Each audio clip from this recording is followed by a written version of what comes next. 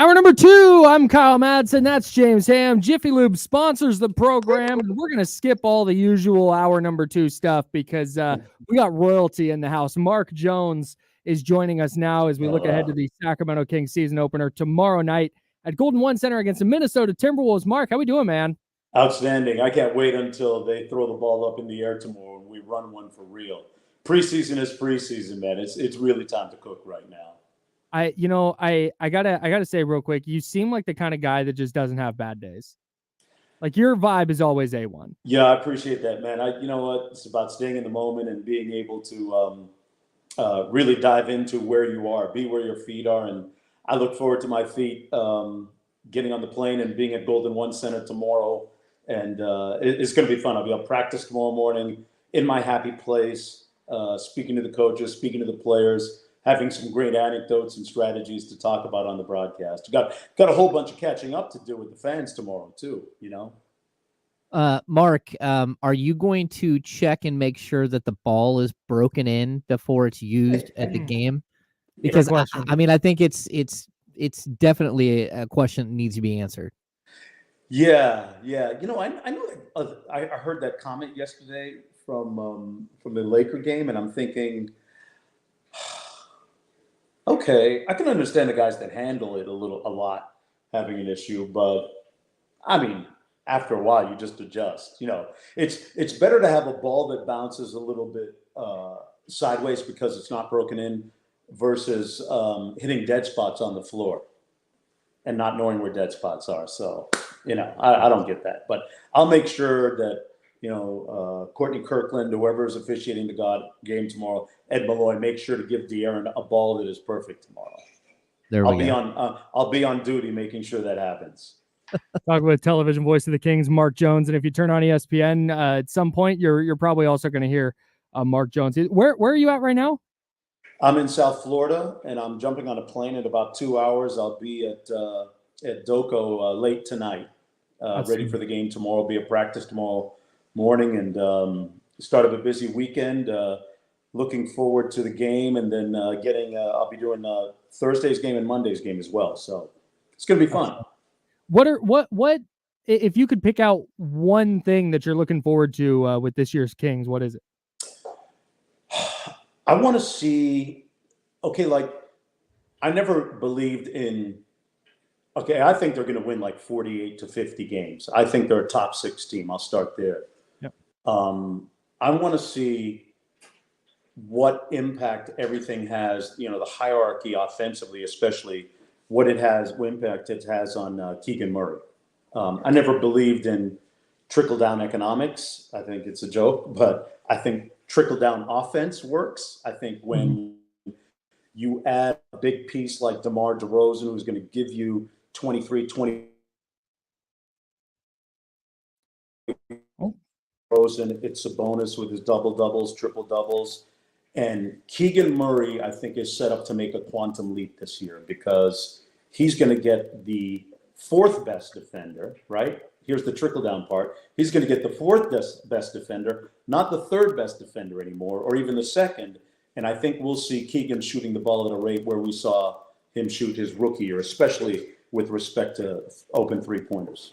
All right, Mark, it's kind of an interesting thing that's happening here over the last 24 hours where Mike basically broke it down and said, hey, look, if Kevin Huerter is healthy, Kevin Huerter will start at the shooting guard spot. And I think it caught me off guard. It caught everybody else off guard.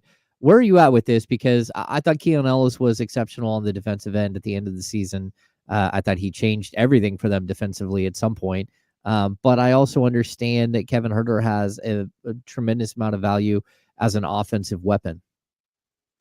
Yeah, that's going to be interesting to see. To throw Kevin in there cold on starting night, I'd be a little bit surprised. But I don't think that Mike would put him out there if he didn't feel that he'd be able to make an immediate contribution and be him right away.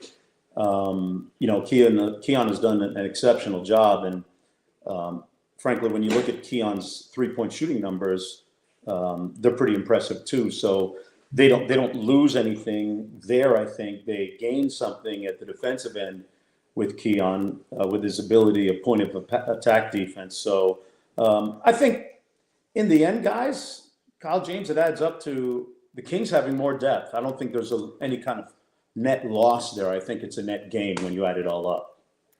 Talking with Mark Jones, television voice of the Sacramento Kings. Does their 3-point defense concern you? Like I'm less concerned about the shooting because I think Kevin Huerter will be better this year. I think you already mentioned Keegan Murray. I think he's going to creep up back toward 41% as a rookie. I think he's going to creep back up toward that number. But defensively is where I'm a little bit concerned. They obviously struggled on the perimeter last season. That's where I think they might struggle again this year because I don't know. I don't know if DeMar DeRozan is going to have a meaningful impact in that area. Yeah, 30th, right, in 3-point percentage defense, or 29th. Same thing. Yeah, you know what?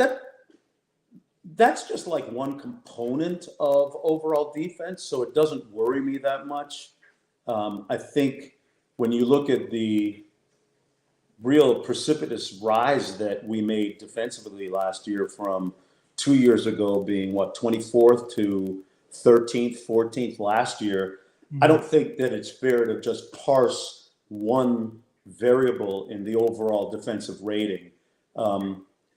We'd all love for it to be better than 30th, right? In defending free ball. Yeah. But I think when you package it all together, it's not as worrisome. I'd rather have a 13th or 14th defensive rated team overall and be 30th in 3-point defensive defense than have, a top 10 3-point defense and be 25th or 26th. So, sure. Yeah. I think it adds up to maybe being able to suppress mid-range and points in the paint as well too. Mark, you've been around the league for a long time, and you've had plenty of time to meet and discuss things with DeMar DeRozan and kind of get a feel for who he is. What do you think he brings, not just as a basketball player? At the age of like 35, he's still got a lot left in the tank, right. but maybe the overall package that is DeMar, the writer, the veteran, the leader behind the scenes. Yeah, he brings a certain amount of experience, playoff experience that nobody else on the team has.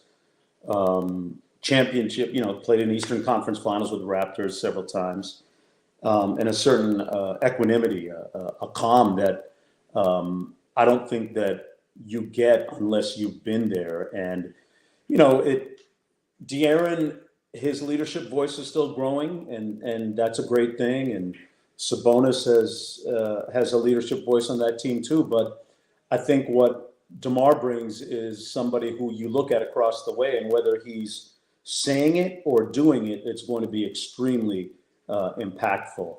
And DeMar has a certain toughness about him that doesn't always show up when you're just watching the game. Certain competitiveness that his teammates see and feel, and I think we're going to be able to watch that this year. And that's one thing that really excites me about this Kings team, and him being able to be another clutch fourth quarter scorer is huge for this team. In those moments where you have to stop the clock, get a bucket, get to the free throw line, nobody does it as well as he does. You talked about the Kings being a playoff team this year. You think they're in that 48 to 50 win range. I think one of the reasons I feel more confident in them making the postseason as a top 6 team after last night watching Minnesota, because I was already mostly out on them with the Julius Randle acquisition. I didn't love that. I didn't love the fit, and nothing really happened last night to change my mind on that. Where do you sit with Minnesota and maybe the Lakers after watching them last night? Yeah, Minnesota is an interesting study because they just made the deal and they didn't have much ramp up time to assimilate to what they have in Julius Randle. I'll say this. I've spoken with people with the Timberwolves, and it's going to be fun to watch that game and call that game on Thursday night. Julius Randle, Finchy will figure it out. Chris Finch is a marvelous offensive coach. Really good. Alvin Gentry, our front office man, now in Sacramento, was the head coach in New Orleans when Julius Randle was there. Finch was the offensive coordinator. He ran the offense. Julius Randle was a bucket there while he was there. So Finchy will ultimately figure it out with what he has to work with in Minnesota and Anthony Edwards and everybody else. And I think they'll be okay. They might not have the openness, but he'll be able to. I think he adds another creator as opposed to a floor spacer that Cat gives them. And Julius in his All-Star year shot over 40% too. So let's not forget that. I think ultimately Minnesota's still a top 3 team. As for the Lakers last night, I noticed that JJ Redick was very intentional about getting the ball to Anthony Davis. And it's no mistake that he put the numbers up that he did. And if they get that kind of performance from AD, listen, guys, it wasn't that long ago. I was in the bubble in 2020. I called the games in the bubble with Doris, and he was a monster. He was a behemoth in the paint. Yep. And it wasn't that long ago. He owned Joker, right? Now the tables have flipped a little bit, but there was a time when AD was that dude. He was the unstoppable guy. And I think JJ is really going to lean into that and be able to save some of the heavy lifting offensively with LeBron. So, I think the Lakers are not a top 6 team. I think they're a top 8 team. But it was interesting to see the numbers that AD put up last night. And they have a shot of being, I think, in that 6 to 8 range. All right, Mark, I know we can't keep you all day. You have to eventually get on a plane here, right? Oh, yeah, something like that. But what are you expecting from the Kings early? Do you think that they're going to come out of the gate a little slow here? We saw, again, Mike talk about he doesn't really have his arms wrapped around this team yet. Yeah. He doesn't really know what he has because of all the injuries, all the moving pieces, a couple of young players that are coming in. But like everybody else, the ball's going up in the air this week, and he's got to figure it out. Yeah, that's it's a little bit daunting, but I think ultimately, they've had a chance to put their eyes and arms around a lot of different scenarios. And getting Kevin and getting Trey back, assimilating them back into the offense is going to be,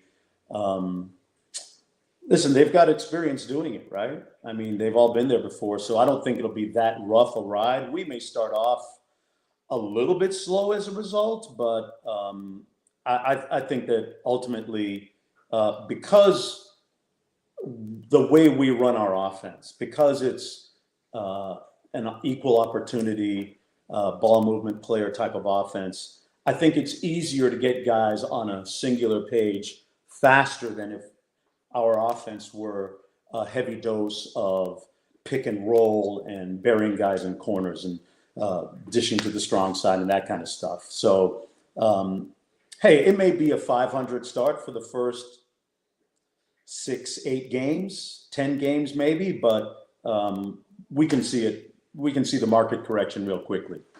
Yep, I'm right there with you. Mark Jones does a fabulous job broadcasting really everything, but specifically Sacramento Kings games. You can hear him tomorrow night at Golden One Center. Mark, cannot wait to hear you on the broadcast and to chat with you tomorrow. It's going to be fun, guys. I'm going to be on a lot more games this year. That's my happy place. I'll see you there tomorrow. Can't wait, Mark. Thank you so much. He's ready to cook, and we're ready to watch him do it. That's Mark Jones. Kings, Timberwolves tomorrow at Golden One Center, regular season opener. Man, I can't wait. What a guy. He's awesome, man. He's awesome. I can't.